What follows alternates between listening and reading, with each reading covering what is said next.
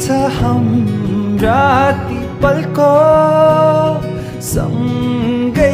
नहोला हामी तर साथ सधैँभरको सम्झना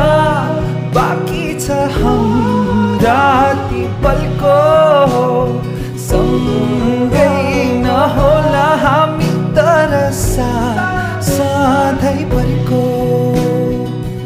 धेरै दिनबाट यहाँ शून्यता कालो बादल छाएको जस्तो